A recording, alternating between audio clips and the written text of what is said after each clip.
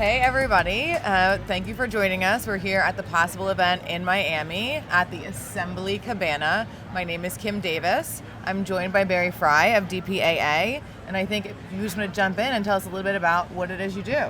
Sure, thank you, Kim. Great to see you and great to be here, and thanks for joining us yesterday at our event. That was an amazing panel. Thank you so much for having us. Thank you. I mean, Kate from Lenovo is just a wonderful, smart, and really helping to build the Lenovo brand along with Assembly's help. So I run DPAA, and DPAA is the Global Out-of-Home Trade Organization, and our mission is to grow the industry via growing its digitization and its innovation. And we have a global membership. We're in every continent, and it's the fastest growing medium percentage-wise because now it's an interactive platform, it's a video platform, it's a digital platform.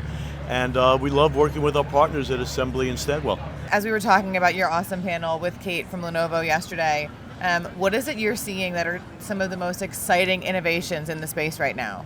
Sure. Well, one of the most exciting is programmatic.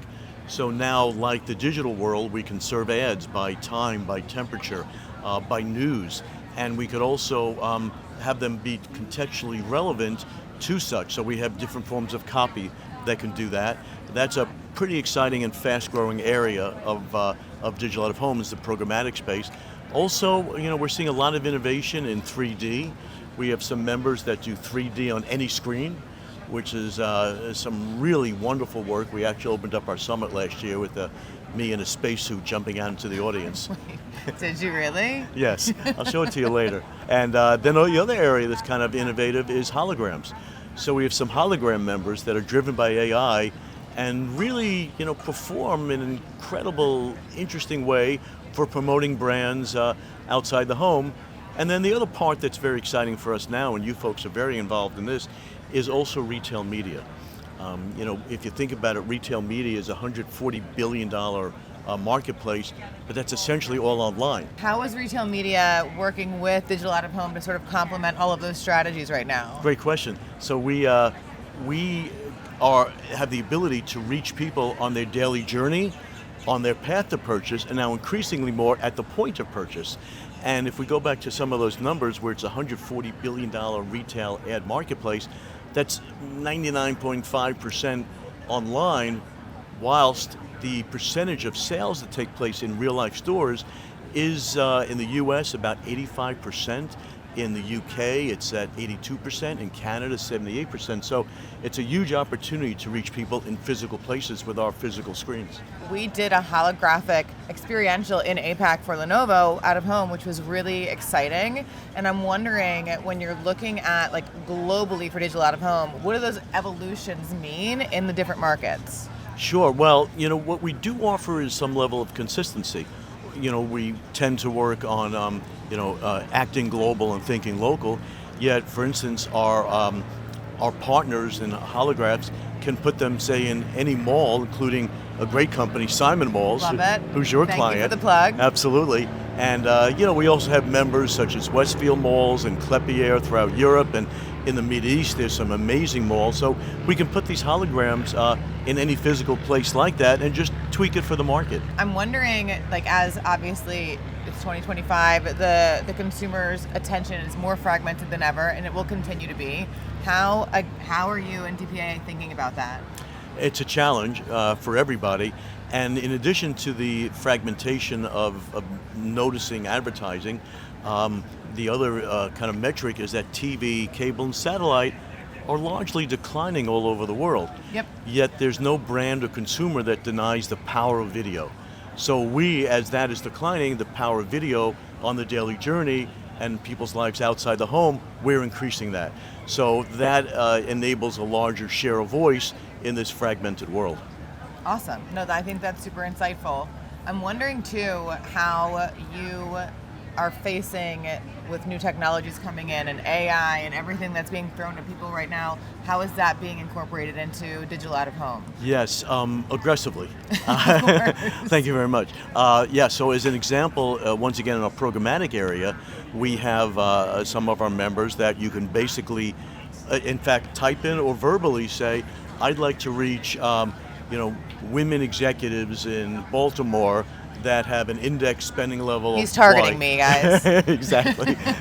We're targeting you. But great consumers. Women that are smart executives that live in Baltimore, that are in the market to buy a Lamborghini. He's not targeting me, guys. Those people can be fed into it, and then basically the AI basically spits out where all the screens are located in Baltimore, which ones are near the Lamborghini stores, or call it a Mercedes retail establishment, and how much the screens cost, what the CPM is, and where they are relative to the actual dealership. Very cool. And that's all AI driven with just a text in or even a verbal question. That's amazing. Yeah. When you think about things holistically, what is it that brands and agencies need to make sure they have in like their media plans, or that they're thinking about ahead of the media plans even, to make this successful? Great, really important question. So on the good side, this is starting to happen, and the answer to the question is we need to accelerate it. So what's happening is that the silos between media, especially video choices, are coming down. And out of home traditionally was a bit stuck in just an out-of-home planning and buying, a segmentation of a global agency network. And almost like thought of as more traditional, right? Yes, exactly. Yep. So as we innovate and we digitize and we videoize, is that a word, videoize? It is now. Okay, good, thank you. If the silos are down and an advertiser wants to say, how can I utilize the omni-channel environment to motivate my product and to motivate purchases, that is helping our business accelerate, because we're also accelerating business. When it's just in an out-of-home silo from client to planning to execution, it doesn't get its full due, because we have the powers of video, we have the power of digital. In fact, our summit, which you have spoken at, our global summit, is called the Video Everywhere Summit, because video is now everywhere, including outside the home and on stage with Kim Davis. I love that. Now I have a couple questions that are off script. Well, thank you very much. It's been great. That your partners at DPAA. Okay, I think I know who they are. Requested that we throw at you here. So, right. What is your favorite bird call? My favorite bird call. Mm-hmm. I live in New York City. So it's the pigeon? I haven't seen a bird. Yeah, pigeons. That's right. Okay. Yeah, it's talking to the pigeons. Get out of my way. Got it. In fact, my favorite bird call is get out of my way. I love this. Right. And then to close out, what does your favorite color taste like? Wow. God, that's insightful. Interesting. That one came from Lenovo, actually. Wow. What does my favorite color taste like? So my favorite color is blue. And maybe it tastes like, what are those blue ices or blue drinks? I guess it's got a little curacao in it. So maybe that's as close as I can get to a taste. I love that. Thank you for being open to answering our wild questions. Sure, absolutely. Barry, thank you so much for joining us here at the Possible event at the Assembly Cabana. Really appreciated it. Well, we love the partnership with Stagwell and Assembly. You're great members, and together we grow business for all of our clients, and we help motivate the world in our own special way. Well, we appreciate you so much. Thank you. Thank you, Kim.